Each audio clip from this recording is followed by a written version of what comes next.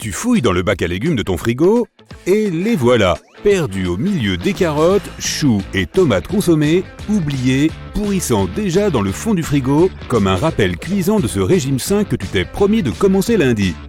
Les voilà, oui, ces asperges que tu as achetées à l'épicerie il y a une semaine. Ah oui, c'est vrai. Ok, voici un peu de motivation. Les asperges sont pleines de ces merveilleuses choses appelées les antioxydants. Elles aident à réduire les effets néfastes de...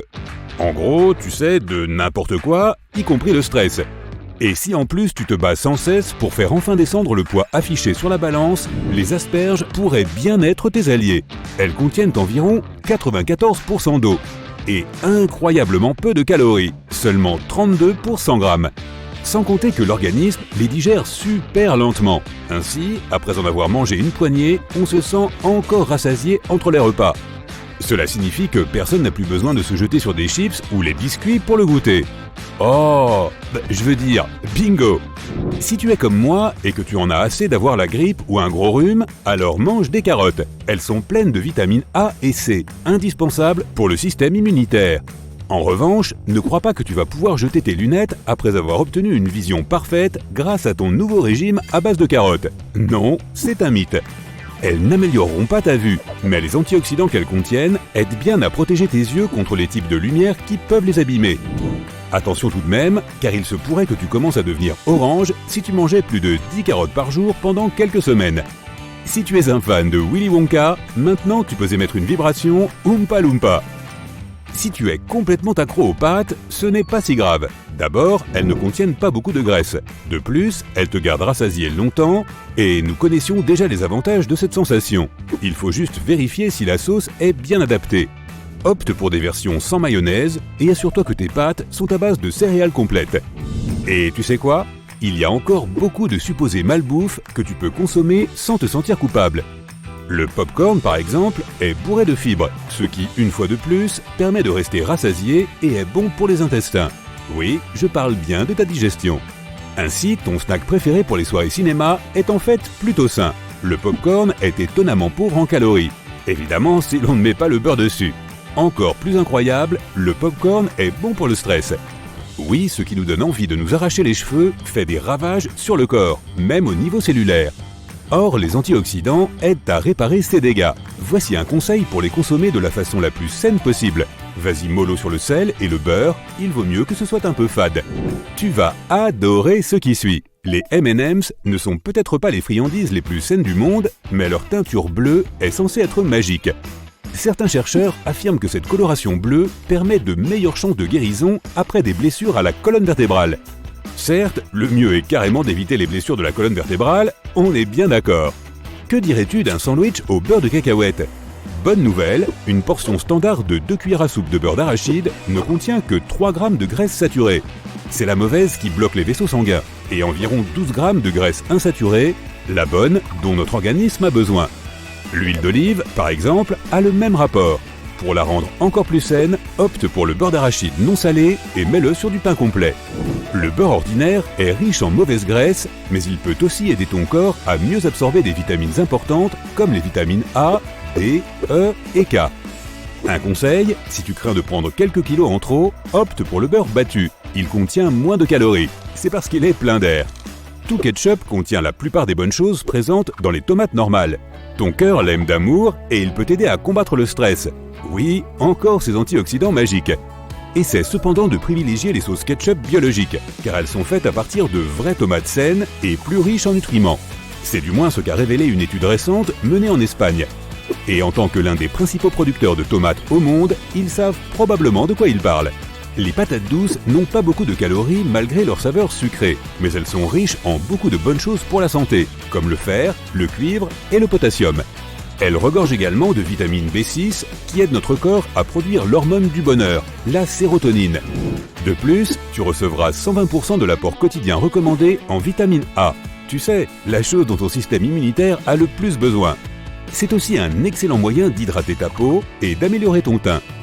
Les bactéries et la nourriture ne font généralement pas bon ménage. Oui, c'est la faute de tous ces légumes pourris dans ton frigo. Mais dans la choucroute, ils se marient parfaitement. En fait, les gens ont besoin de bactéries pour une bonne digestion, mais ils ont besoin du bon genre de bactéries. La choucroute aide à empêcher les mauvaises bactéries d'entrer dans l'intestin, ce qui permet à ton système digestif de fonctionner encore mieux. Si tu manges du riz, opte pour le riz brun. Lorsque le riz blanc est transformé, la balle est enlevée et le riz est brossé. Le problème, c'est que jusqu'à 80% des vitamines B sont également éliminées par inadvertance au cours du processus. D'autres vitamines sont même complètement éliminées. De plus, le riz brun contient plus de fibres, ce qui permet de se sentir bien et rassasié entre les repas. Tu as le mal des transports ou des nausées? Prends un morceau de gingembre. Voici un cas étrange. Le gingembre aide aussi à éliminer les odeurs corporelles. D'abord, cette racine te réchauffera et te fera transpirer. Les mauvaises toxines présentes dans le corps s'évacuent par cette sueur. Et les odeurs désagréables disparaissent. Le gingembre est également un antibiotique et un antioxydant naturel. De temps à autre, oublie un peu ton eau habituelle et essaie l'eau de noix de coco. Celle-ci hydrate autant, mais apporte aussi des bénéfices supplémentaires. C'est une excellente source de minéraux essentiels, en particulier pour les systèmes nerveux et musculaires de ton corps. De nombreux experts la recommandent même comme une bien meilleure alternative aux boissons sucrées pour sportifs. Les sardines regorgent de nutriments et améliorent même la circulation sanguine. Elles contiennent beaucoup de calcium, des tonnes de protéines, mais peu de calories. Les protéines sont indispensables pour maintenir la masse musculaire et stimuler la croissance musculaire. Si tu veux prendre du volume et garder tes nouveaux muscles, alors voilà, pense aux sardines. Un autre petit poisson qui prouve que la taille n'a pas d'importance, l'anchois. Ils sont eux aussi riches en protéines, en calcium et en acides gras oméga 3, comme tous les gros poissons. Et la prochaine fois, commande donc une pizza aux anchois. Si tu es intolérant au lactose, mais que tu veux profiter des produits laitiers, essaie le kéfir. Ce lait fermenté est plein de bactéries. N'aie crainte, c'est le bon type, qui peuvent t'aider à éliminer ou à réduire les problèmes d'intolérance au lactose. Essaie de remplacer ton thé noir ou ton café quotidien par du rooibos pendant quelques semaines. C'est une plante utilisée pour faire du thé rouge et plusieurs études ont établi un lien avec une bonne santé cardiaque et rénale. C'est une excellente alternative si tu fais une mauvaise réaction à la caféine. Le thé rouge n'en contient pas. Un autre chouette avantage, il n'a aucune calorie, alors si tu es au régime, essaie-le. Si tu es du genre à ne manger que le blanc de la volaille, tu devrais peut-être reconsidérer ta décision. Bien sûr, la viande blanche est un choix sain, aucun doute là-dessus. Mais la graisse dans les parties sombres contient une hormone qui stimule la digestion des graisses et des protéines. La viande de la cuisse contient également de la taurine, qui est essentielle pour un bon métabolisme et une bonne digestion. L'avoine regorge de toute une liste de vitamines, c'est un fait. Mais c'est aussi un incontournable pour perdre du poids. Remplie de fibres qui te donneront de l'énergie et de la vitalité, elle contient également plus de protéines et de bonnes graisses que les autres céréales. Conclusion, les flocons d'avoine sont l'un des petits déjeuners les plus sains que tu puisses prendre, et il est rapide et facile à préparer. Même si l'huile de noix de coco contient de mauvaises graisses saturées, elle est bonne pour ta ligne et ton niveau d'énergie. De plus, ce sont des matières grasses qui sont facilement digérables. L'huile de coco aide également l'organisme à brûler les graisses et fournit au cerveau une énergie rapide. Sans parler de ses bienfaits pour les cheveux et la peau.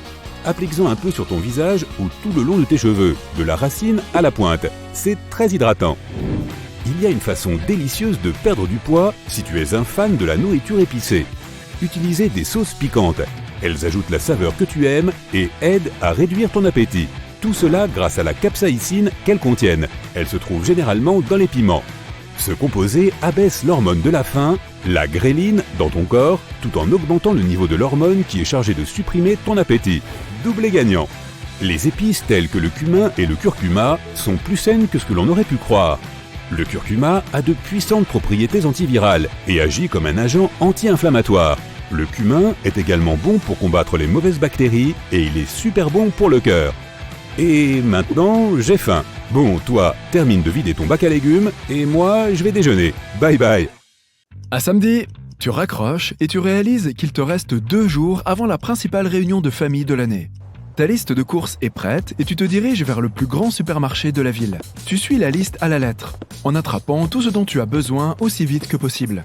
Le chariot est plein de fruits, de légumes, de produits laitiers, de viande, de poissons, de pain. Ouf, c'est fait.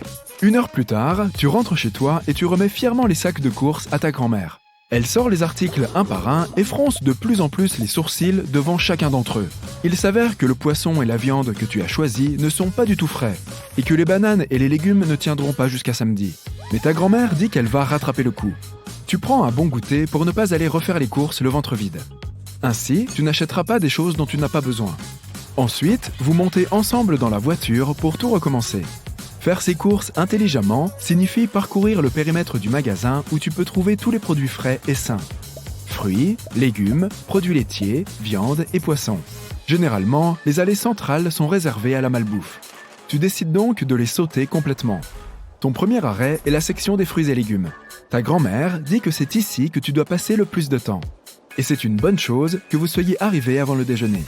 La plupart des magasins ont des produits frais lorsqu'ils viennent d'ouvrir ou plus tard dans l'après-midi, juste avant de fermer. Tu tends la main vers des tomates emballées, mais ta grand-mère t'arrête. Les fruits et légumes pré-emballés sont généralement plus chers. De plus, ils ne te permettent pas de vérifier leur fraîcheur. Une bonne tomate mûre peut peser 2 fois plus qu'une tomate pas mûre. Elle doit avoir une peau lisse et ferme et sentir la tomate. Non, ne mets pas cette pauvre tomate abîmée dans ton chariot. Les fissures sur les fruits et légumes sont un parfait terrain de reproduction pour les bactéries. Essaye de trouver des concombres fermes qui n'ont pas de taches ou de parties molles. Les meilleurs sont vert foncé. Si tu vois des taches jaunes, cela signifie que le concombre est trop mûr et aura probablement un goût bizarre. Il en va de même pour les poivrons. Ils doivent être de couleur vive et sans taches. Maintenant, retourne-le et compte les bosses. 4 bosses signifient moins de graines et un meilleur goût. 2 ou 3 bosses indiquent un goût amer. La tige du poivron frais est toujours verte, ferme et croquante. Sors tout de suite ces pommes de terre germées de ton chariot. Choisis celles qui sont fermes et lisses, sans rides sur la peau, ni taches foncées molles, ni coupures. Choisis uniquement de la salade bien verte, sans trous ni bords noircis. Plus la couleur est vive, mieux c'est. Passons aux fruits. Ta grand-mère t'explique qu'une pastèque mûre aura toujours une tige brune et sèche. Celle-ci, d'un jaune foncé, doit avoir reposé sur le sol assez longtemps pour devenir sucrée. C'est la même chose pour les melons. Ceux qui ont une écorce jaunâtre sont plus sucrés car ils ont reçu suffisamment de soleil au moment où ils ont été cueillis. Vérifie les tiges du régime de bananes avant de les choisir.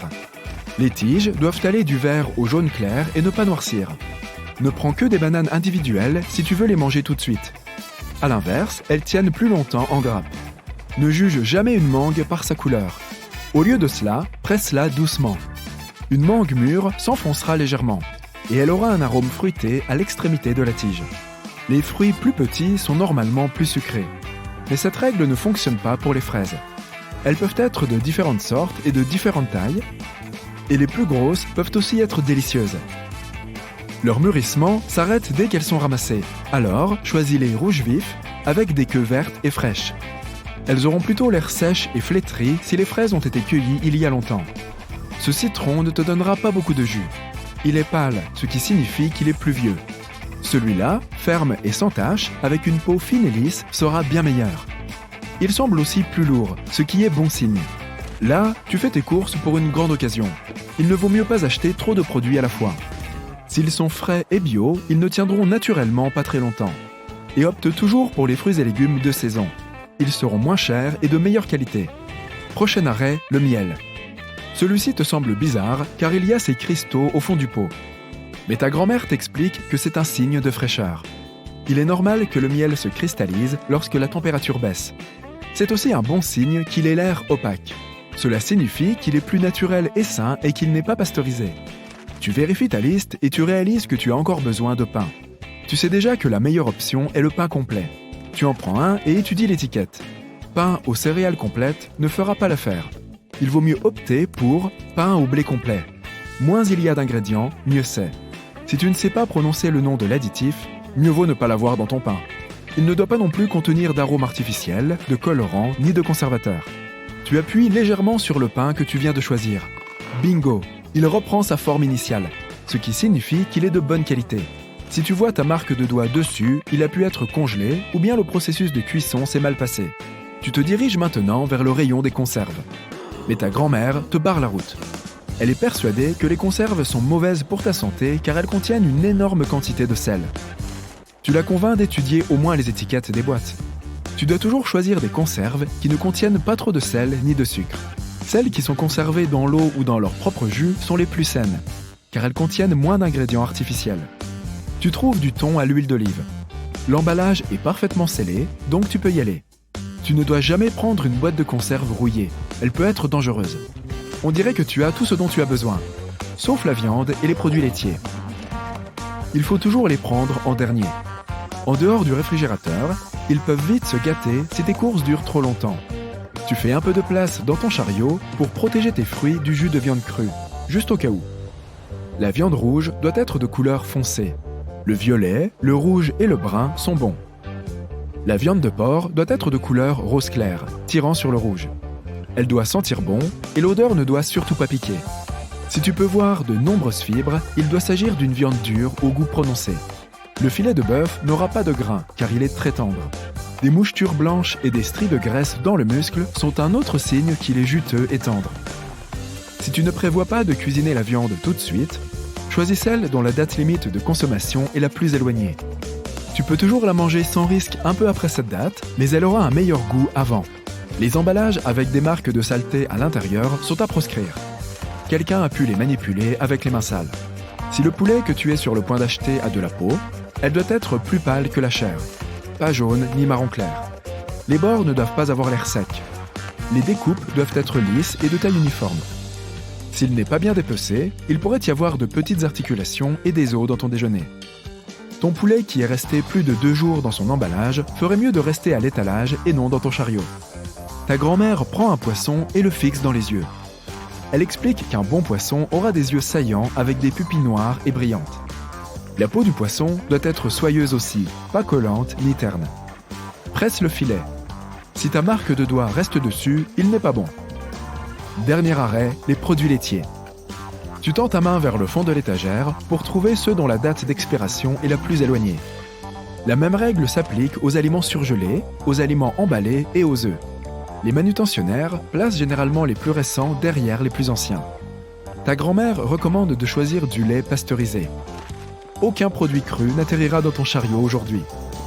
Lorsque le lait passe par la pasteurisation, il est chauffé pour éliminer les bactéries pathogènes. Cela n'enlève pas la valeur nutritionnelle du produit, donc pas d'inquiétude à ce sujet. Lorsque tu choisis tes yaourts, fais attention à l'étiquette. Moins il y a de mots dessus, mieux c'est. 3 ingrédients de base suffisent pour que ça fonctionne. Le reste pourrait être des conservateurs et du sucre dont tu n'as pas besoin. Si tu vois probiotiques et ferments actifs, c'est bon signe. N'oublie pas de prendre du fromage. Pas celui-là, cependant. Les fromages à pâte molle, comme la ricotta, le fromage frais, le chèvre frais ou le fromage râpé, ne doivent pas avoir de moisissure. Elle peut facilement se répandre. Un peu de moisissure est acceptable sur les fromages à pâte dure. Tu peux soigneusement découper la zone autour et le manger quand même. Youpi, tu as fini de faire tes courses. Il est temps de rentrer à la maison et de cuisiner. Beaucoup de gens pensent que nos ancêtres s'exprimaient au moyen de grognements monosyllabiques. Mais selon une nouvelle étude de l'Université d'Australie-Occidentale, il pourrait en être autrement. Le but premier de toute langue est de transmettre une signification, n'est-ce pas ? Les chercheurs pensent donc que la communication averbale est très probablement apparue avant le langage oral. Pour éprouver cela, ils ont demandé à un groupe de personnes de se livrer à un jeu de communication similaire aux charades. On a placé des gens issus de différentes cultures et qui parlaient différentes langues dans une même pièce, et on leur a dit de ne communiquer qu'au moyen de gestes. Les grognements n'étaient pas autorisés, et les résultats se sont avérés surprenants. Les chercheurs ont ainsi observé que de nombreux gestes semblaient avoir une signification universelle. De cette façon, les gens se comprennent plus facilement qu'avec n'importe quel type de vocalisation. Si je fais la forme d'un cœur avec mes mains, tu comprendras ce que je veux dire. Ou pas. En parlant de langue, savais-tu que la dernière lettre ajoutée à l'alphabet latin n'était pas le Z? C'est en fait le J. Et ce n'est pas non plus une coïncidence si I et J se trouvent côte à côte. Ils ont commencé par être la même lettre. J était juste une façon plus élégante de tracer un I. Avec le temps, le J a obtenu son propre phonème et est devenu une lettre à part entière. Les abeilles sont des créatures fascinantes. Elles jouent un rôle crucial dans la vie des gens. Déjà, il y a leur délicieux miel. Mais elles sont aussi les meilleures pollinisatrices qui soient. Nous avons perpétuellement besoin d'elles pour contribuer au cycle de renouvellement de nos réserves de nourriture.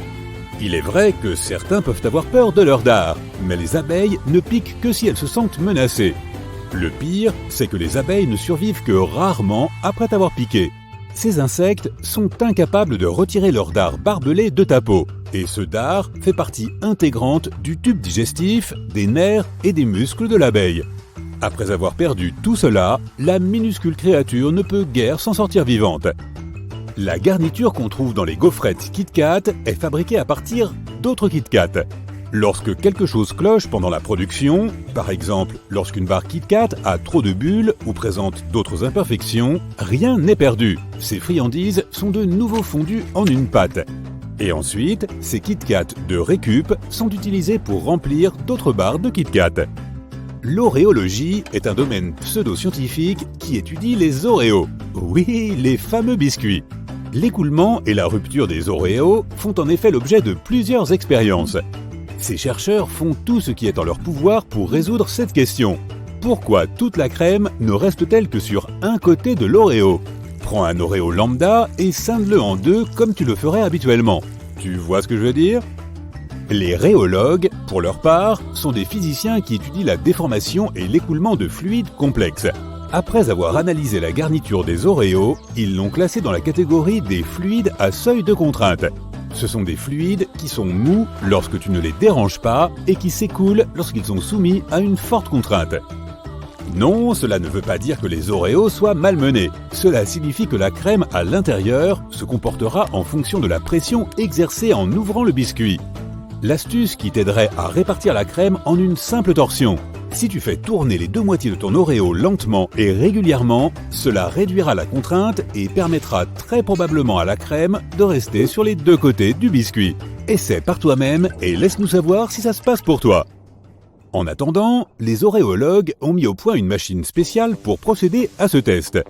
Tu as déjà entendu parler d'un oréomètre ? Il a été conçu spécialement pour séparer les Oreos à une vitesse et un angle optimaux, et un point pour la science des biscuits. C'est un bel après-midi et tu regardes le ciel. Attends, c'est quoi ces petits points qui se déplacent en ligne sinueuse ? Ils ne sont visibles que pendant un court instant. Tu pourrais même les confondre avec des moustiques. Ce sont tes globules blancs. Ils se déplacent à l'intérieur des capillaires qui traversent la partie avant de la rétine de tes yeux. Ce qui est drôle, c'est que la plupart des gens ne remarquent pas les points jusqu'à ce que quelqu'un leur demande d'y prêter attention. Le Ring of Fire n'est pas seulement le nom d'une chanson de Johnny Clash, il désigne aussi une zone en forme de fer à cheval dans l'océan Pacifique. Elle fait environ 40 000 km de long et contient environ 450 volcans. Sur le plan sismique, c'est l'endroit le plus actif de la Terre. Plus de 75% de tous les volcans actifs et endormis du monde sont situés dans la ceinture de feu. Pas étonnant qu'environ 90% de tous les tremblements de terre se produisent aussi dans cette région. Oh, et d'ailleurs, la fosse la plus profonde de la planète se trouve aussi là-bas. La fosse des Mariannes est l'une des attractions les plus célèbres de la ceinture de feu. Son point le plus profond, le Challenger Deep, se trouve à 11 000 mètres sous le niveau de la mer. Fait amusant, avant l'apparition de la télévision couleur dans les années 1950, 75% des gens auraient affirmé avoir des rêves en noir et blanc. Mais de nos jours, la même étude a révélé que seulement 12% des gens rêvaient encore ainsi. Les scientifiques pensent avoir trouvé une explication à cela.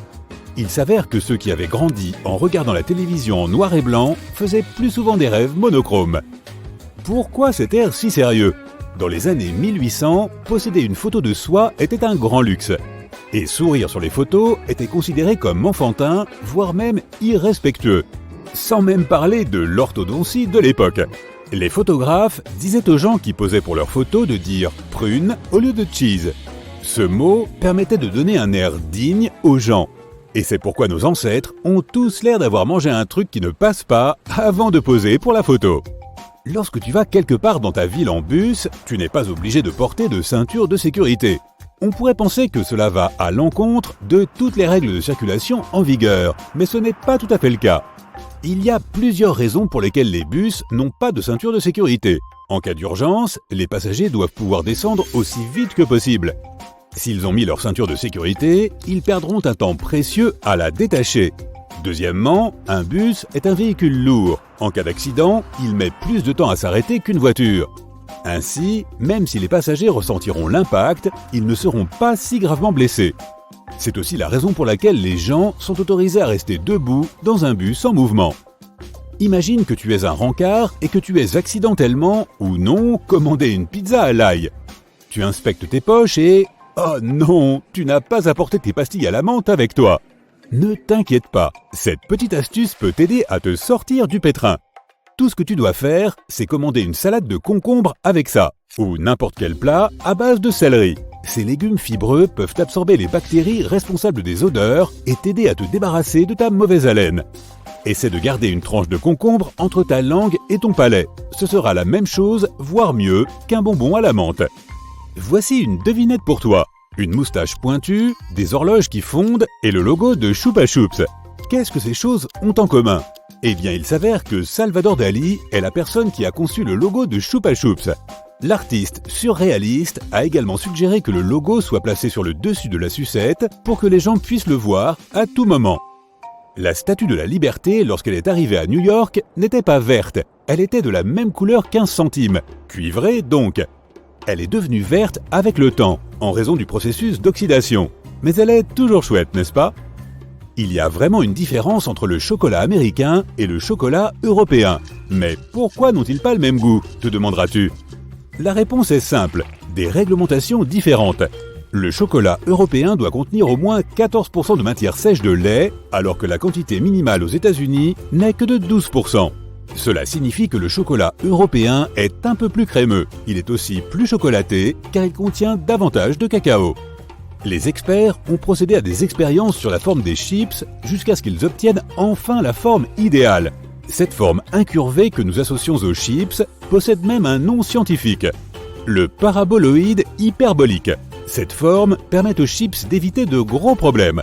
Si elles avaient une autre forme, elles se briseraient immédiatement en morceaux une fois mises dans un sachet. Mais la forme incurvée les aide à demeurer en un seul morceau. Tu as peut-être remarqué une approche similaire en architecture, lorsque les dômes et les arches renforcent la structure d'un bâtiment. Beaucoup de gens ont tendance à stocker différents types d'aliments dans le réfrigérateur au cas où. Cela semble être la décision la plus intelligente pour prolonger la durée de vie d'un produit. Mais ce n'est pas si simple. Pour certains aliments, le réfrigérateur peut être néfaste. Par exemple, les sauces. Si l'emballage ne dit pas le contraire, il est préférable de les conserver hors du réfrigérateur. Tu peux les mettre dans un placard loin de ton four pour les protéger des changements de température. Le pire ennemi des grains de café est l'humidité. L'huile spéciale contenue dans les grains de café est responsable de l'odeur agréable et chaleureuse du café. Lorsque tu mets ton café au réfrigérateur, la condensation modifie toute sa structure cellulaire et fait disparaître toute magie.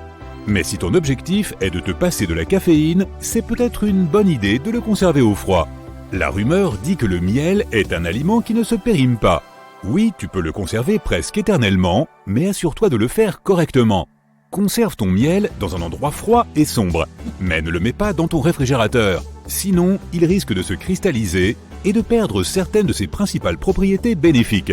Mettre des tomates au réfrigérateur semble plutôt inoffensif, mais en fait, ce n'est pas la meilleure idée. Cela fera perdre aux tomates leur délicieuse saveur, car l'air froid ralentit le processus naturel de mûrissement. Ainsi, les fines membranes à l'intérieur des tomates deviennent moins juteuses. Et tu ne veux pas que ta salade soit pleine d'eau et sans goût, n'est-ce pas ? La meilleure façon de conserver les tomates est de les placer dans une boîte ou un panier bien ventilé à température ambiante. Si tu veux éviter que les bananes coupées noircissent, utilise du jus d'agrumes. Il suffit d'arroser les bananes coupées de jus d'orange ou de citron. Malheureusement, cette astuce ne fonctionne que pendant quelques heures. La meilleure façon de conserver ton chocolat est dans ton estomac. Ah, je plaisante. Ne le mets pas au réfrigérateur et range-le dans un endroit frais et sombre. De cette façon, non seulement tu protèges ton dessert de tes colocataires trop gourmands, mais tu gardes aussi son bel aspect. Ce n'est pas une bonne idée de le mettre au réfrigérateur, car la différence de température va créer de l'eau condensée à la surface de la tablette de chocolat. Et en la gardant en dehors du réfrigérateur, c'est plus sûr pour tes dents. Le chocolat a tendance à durcir à basse température, ce qui rend chaque bouchée plus difficile. Ne garde pas ton houmous à température ambiante. Peu importe qu'il soit fait maison ou pasteurisé, dans les deux cas, il n'est pas garanti sans danger. Si le houmous est traditionnel et ne contient pas de conservateur, sa durée de vie est d'1 semaine au maximum. Quant au houmous de supermarché qui n'a pas été ouvert, tu peux le conserver dans ton réfrigérateur pendant environ 3 mois et pendant 1 semaine une fois que tu l'as ouvert. Disons que tu viens de préparer des biscuits parfaits. Il est temps de les mettre dans un bocal ou un récipient. Malheureusement, les biscuits finiront par perdre cette délicieuse texture de sortie du four et deviendront de plus en plus durs au fil des jours. Mais si tu ajoutes une tranche de pain dans ce même récipient, les biscuits garderont leur texture moelleuse beaucoup plus longtemps. En effet, les biscuits absorbent l'humidité du pain. Les gens emballent généralement le fromage dans des boîtes en plastique, mais cette solution est loin d'être parfaite. L'emballage plastique attire trop d'humidité, ce qui crée un écosystème propice à la croissance et à la prospérité des moisissures. Si tu veux protéger ton fromage de ce scénario catastrophe, saupoudre-le de vinaigre. Mais quelques gouttes, pas plus. Sinon, cela gâchera le goût original de ton fromage. Après cette étape, emballe bien ton fromage dans du papier ciré et mets-le au réfrigérateur. Il n'y a pas de règle particulière concernant les œufs. On peut les conserver sans danger à l'intérieur comme à l'extérieur du réfrigérateur, tant que leur date de péremption est respectée. Il est important de s'assurer que la température est stable et constante. Si tu choisis de mettre les œufs dans le réfrigérateur, ne les place pas sur l'étagère latérale. Pour les protéger des fluctuations de température, range-les bien au fond du réfrigérateur. De même, les experts ne recommandent pas de sortir les œufs de leur emballage. Ces récipients sont en fait destinés à prolonger la durée de vie des œufs. Oui, la température n'est pas la même partout dans ton frigo. Les étagères situées sur la porte sont la zone la plus chaude, par exemple. Et plus l'étagère est proche du congélateur, plus la température est basse. Donc si tu veux créer une distribution parfaite des aliments dans ton réfrigérateur, ne néglige pas les recommandations spécifiques de stockage qui sont mentionnées sur certains emballages. Si tu gardes ton pain dans l'emballage du supermarché, prépare-toi à voir apparaître des moisissures au bout de quelques jours. Il est préférable de le conserver dans une boîte bien fermée avec un peu de sel. Cette astuce le protégera de la moisissure. Évite aussi de conserver le pain dans le réfrigérateur, car l'air froid le fera rassir très rapidement. En revanche, si tu dois conserver du pain pendant une longue période, tu peux le mettre au congélateur. De cette façon, il restera frais jusqu'à 6 mois. Si tu veux éviter que les concombres en tranches sèchent, mets-les dans un récipient hermétique et verse de l'eau fraîche dedans. Ne les garde pas au réfrigérateur pendant plus d'une semaine. Quant aux concombres entiers, n'oublie pas qu'ils pourrissent beaucoup plus vite à l'air froid qu'à température ambiante. Si tu veux les garder frais le plus longtemps possible, stocke-les en dehors du réfrigérateur. L'avocat est un fruit délicat avec des règles de conservation compliquées. Si ton avocat est dur et pas encore tout à fait mûr, garde-le loin du réfrigérateur, car l'air froid ralentira le processus de maturation. Les bananes émettent des niveaux élevés d'éthylène, qui aident les avocats à mûrir plus rapidement. Donc, si tu veux accélérer le processus, mets-le dans un sac avec une ou plusieurs bananes. En même temps, si ton avocat est mou et mûr, conserve-le au réfrigérateur pour l'empêcher de pourrir. Certaines personnes préfèrent envelopper l'avocat coupé dans un film plastique avec une tranche d'oignon. Cette astuce permet aux fruits de rester frais plus longtemps. Une autre méthode consiste à le recouvrir d'huile d'olive. N'oublie pas que l'avocat coupé ne peut être conservé au réfrigérateur plus de 3 jours. Conserve tes oignons et ton ail loin du réfrigérateur. Les basses températures provoquent des moisissures beaucoup plus rapidement. Si tu veux les garder frais pendant longtemps, conserve-les dans un endroit frais et sec. Par exemple, dans le placard de la cuisine. Et si tu n'as rien contre le fait de donner un air de maison de campagne dans ta cuisine, attache les oignons les uns aux autres et garde-les suspendus. Évite aussi de conserver les oranges et autres agrumes dans le réfrigérateur. Malheureusement, les basses températures rendent ces fruits moins savoureux et moins bons pour la santé. Tu peux les conserver dans une corbeille à fruits sur une étagère ou sur la table de la cuisine. Ne t'inquiète pas, cela ne va pas accélérer leur décomposition. Tout comme de nombreux autres légumes, les aubergines n'aiment pas les basses températures. Au réfrigérateur, elles deviennent molles et perdent leur qualité beaucoup plus rapidement. Conserve ces légumes à l'abri de la lumière directe du soleil dans un endroit sec et à température ambiante. Si tu as coupé une pomme en tranches mais que tu ne veux pas la manger tout de suite, voici une astuce. Mets un élastique autour des tranches pour les maintenir ensemble. Cela empêchera la pomme de brunir. Ce fruit restera frais et croquant pendant 1 mois entier s'il est conservé au réfrigérateur dans un sac résistant à l'humidité. Il est conseillé d'éviter de laver les pommes avant de les stocker, car cela pourrait les abîmer. Ne mets jamais d'huile d'olive dans ton réfrigérateur. Si tu as déjà fait cette erreur, tu as probablement remarqué ces étranges morceaux blancs à l'intérieur de l'huile. Ne t'inquiète pas, ce n'est pas toxique. En fait, les basses températures dans le réfrigérateur provoquent une condensation d'eau qui ressemble à des impuretés assez désagréables. Il est préférable de conserver ton huile d'olive à température ambiante et loin de la lumière directe du soleil. Les pastèques et autres melons conservés à température ambiante contiennent davantage de nutriments bénéfiques et d'antioxydants que ceux conservés au réfrigérateur. Mais une fois que tu as coupé ta pastèque, il est préférable de la conserver au réfrigérateur. Utilise un film plastique pour couvrir hermétiquement le côté coupé et remplace-le chaque fois que tu coupes ta pastèque. Tu peux aussi couper ton melon ou ta pastèque en plus petites tranches et les conserver dans un récipient hermétique au réfrigérateur pendant 1 semaine au maximum. Congeler le gingembre te permettra de le garder frais pendant 2 à 9 mois et de conserver sa qualité. Tu peux aussi le râper à l'avance pour pouvoir en prendre une cuillerée à la fois. Cela te permettra de gagner du temps, surtout les jours de gros travail où tu as besoin de préparer quelque chose rapidement.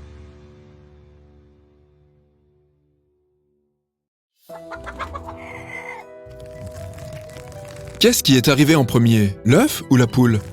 Et qu'est-ce qui disparaîtra en premier? Jouons à imaginer que ce sera l'œuf. Disons qu'un jour, tous les œufs de poule de la planète disparaîtront sans crier gare. L'humanité perdra sa délicieuse omelette et ses pâtisseries chéries. Mais le pire, c'est que les poules perdront la capacité de se reproduire. Elles disparaîtront de la surface de la planète pour toujours. Et ce sera une tragédie absolue. Car les poules sont l'un des oiseaux les plus fantastiques au monde. Et les gens ne s'en rendront compte que lorsqu'ils les auront perdus. Alors voilà, nous pouvons commencer. Les œufs ont disparu. Un matin, les fermes s'éveillent dans une cacophonie de caquettements de poules. On dirait que ces oiseaux sont devenus complètement fous. Ils chantent et crient sans arrêt. Les agriculteurs ne savent pas ce qui leur arrive. Ils projettent du gaz dans les poulaillers pour les calmer. Lorsque les poules se sont endormies, les fermiers tentent de découvrir ce qui cloche et s'aperçoivent que tous les œufs ont disparu. Et c'est un phénomène mondial. Les entreprises de poulets s'effondrent sur les marchés financiers. Les boulangeries cessent de produire car cuisiner sans œufs est absolument absurde. Et puis, de sérieux problèmes commencent. Des milliards de poules s'éveillent et constatent que leurs œufs ont disparu. Leur progéniture s'est volatilisée. Les poules sont terrifiées. Elles pensent que les gens leur ont volé leurs petits. Les volatiles se fâchent, attaquent les fermiers et s'échappent des poulaillers. Les gens ne prennent aucune mesure, car ils ne veulent pas faire de mal aux poules. Il ne faut pas les stresser davantage, qu'elles expriment leurs émotions librement. Ce sont peut-être les dernières poules sur Terre, alors l'humanité leur redonne leur liberté. De plus, tous les poulaillers sont désormais inutiles. Il n'est plus rentable d'y garder des poulets. Mais les poules ne veulent pas de cette liberté. Elles veulent des œufs. Les poulets envahissent les champs par millions. Ils traversent les forêts et les clairières. N'est-ce pas exactement le rêve de tout loup qui se respecte? Mais dès que cette bête montre le bout de sa gueule, les poules l'attaquent sans pitié. Les meutes de loups ne peuvent rien faire face à des millions de poules. Alors, ils battent en retraite. Ensuite, les poules arrivent dans les villes. Les scientifiques travaillent d'arrache-pied pour tenter de résoudre le problème des œufs manquants. Ils veulent cloner des poules. Et jusqu'à ce que tout redevienne comme avant, les autorités interdisent à quiconque de capturer les poules. Les rues appartiennent désormais à ces oiseaux. Les klaxons des voitures et les sirènes de police se mêlent à présent au gloussement broyant et ininterrompu des poules. Les métropoles se transforment en immenses poulaillers. Des milliards de plumes volent dans les airs. Les poules picorent les arbres, les roues des voitures, détruisent les magasins et déchirent les sacs de céréales. Les hommes se cachent dans les maisons. Les poules envahissent tous les bâtiments de toutes les villes. Tous les journaux du monde ne parlent plus que du chaos créé par la furie des poules. Mais bientôt, les oiseaux s'apaisent. Ils oublient toute cette histoire de progéniture disparue. Ils ne sont plus en colère. Maintenant, ils se promènent tranquillement dans les rues. Les gens sortent de leur cachette et commencent à vivre avec les poules dans la paix et l'harmonie. Pendant ce temps, le prix des derniers œufs restants dans les magasins n'a cessé de grimper. Maintenant, il faut débourser au moins 1 000 € pour manger une omelette. Mais bien sûr, cela ne dure pas très longtemps. Au bout de 2 mois, tous les œufs sont pourris. Et en un jour, le monde n'a plus d'omelette. Croissants, gâteaux, brioches, beignets et autres pâtisseries perdent toute leur saveur. Les cuisiniers ne peuvent pas préparer leurs délicieux mets sans jaune d'œuf. Les plats perdent leur moelleux, leur goût, leur splendeur. Certains cuisiniers remplacent les œufs de poule par des œufs d'oie et de caille, mais ils sont beaucoup plus difficiles à obtenir que les œufs de poule. Les prix augmentent chaque jour. Les gens n'achètent plus de croissants avec leur café. De nombreuses boulangeries doivent baisser le rideau, ruinées. Les gens apprennent à vivre sans jaune d'œuf. Mais un jour, tout le monde finit par oublier. Les poules vivent côte à côte avec les habitants des villes. Il reste de moins en moins d'oiseaux. Ils vieillissent, mais ils ne se reproduisent plus. Et c'est à ce moment que tout le monde commence à se rendre compte que ces oiseaux si mignons pourraient disparaître de la surface de la Terre pour toujours. Il n'y aura plus de chant du coq le matin. Fini les adorables petits poussins jaunes. Il n'y aura plus de poulailler, il n'y aura plus de plumes. presque toute l'humanité devient végétarienne pour soutenir mentalement les poules. Les gens ne réalisent pas à quel point ils aimaient ces animaux. Ils regardent tristement les plus vieux poulets vivre leurs dernières années. Les agriculteurs font des dépressions carabinées. Ils se souviennent de l'époque où ils se rendaient au poulailler chaque matin pour récolter les œufs. Maintenant, il n'y a plus à leur place que des toiles d'araignée et de la paille. Les citadins se font tatouer des poules sur le corps et des graffitis de ces oiseaux apparaissent partout sur les murs. Les sculpteurs créent de magnifiques statues de poules. Les gens lavent les plumes des poules, les nourrissent avec le meilleur grain et fabriquent de faux œufs en or pour essayer de les consoler. Les meilleurs réalisateurs font des films sur les poulets. Ils dépensent des centaines de millions d'euros pour développer par ordinateur des oiseaux qui parlent. Des musiciens et des producteurs enregistrent des cris de poules pour créer des chansons merveilleuses. Tout le monde considère qu'il est de son devoir de prendre soin d'un poulet. Les gens vivent avec ces oiseaux comme autrefois avec les chiens et les chats, se promènent avec eux, prennent des milliards de selfies et enregistrent des vidéos. Les poules sont devenues des superstars. Bien sûr, tout ça ne plaît pas beaucoup aux pigeons, aux corbeaux, aux moineaux et aux autres oiseaux. Ils ne reçoivent plus assez de nourriture et d'attention de la part des hommes. Ils quittent donc les mégapoles. Maintenant, il ne reste que des poules dans les rues. Mais malheureusement, elles ne peuvent pas vivre éternellement. Les poules se font vieilles. Elles ne bougent plus aussi vite qu'avant. Elles développent des maladies et se blessent souvent. Les meilleurs vétérinaires travaillent nuit et jour pour sauver la vie du moindre poulet. Ils développent des prothèses pour les poules et opèrent les oiseaux les plus malades. Les milliardaires investissent des sommes immenses afin de prolonger la vie de ces animaux. On utilise les technologies les plus avancées de la génétique et de la cybergénétique. Et un jour, les premiers poulets cyborgs apparaissent. Ils ont un bec de métal, des yeux rouges laser, des griffes en polyuréthane et des ailes en acier au carbone ultra léger. Les scientifiques essayent de se connecter au cerveau des poulets pour savoir à quoi ils pensent. Un programme spécial simule les ondes cérébrales et les transforme en son. Les gens peuvent désormais entendre leurs pensées, mais ce n'est pas très complexe. La plupart du temps, ça ne fait que capter. Les poules sont devenues des machines, mais leur cerveau est toujours organique. À cette époque, les scientifiques ont réussi à créer des clones de poules. Elles sont aussi vraies que nature, mais elles ne peuvent pas pondre d'œufs. Il y a de moins en moins de poules dans les rues chaque jour. Il y en a des milliers, puis des centaines, puis seulement quelques dizaines. Enfin, il ne reste plus que 2 poules. Elles s'en vont au coucher du soleil. Les gens les regardent s'éloigner. Ils pleurent, pleins de chagrin. Les oiseaux disparaissent à l'horizon. Les hommes n'oublieront jamais ce jour. Le jour où les dernières poules ont disparu.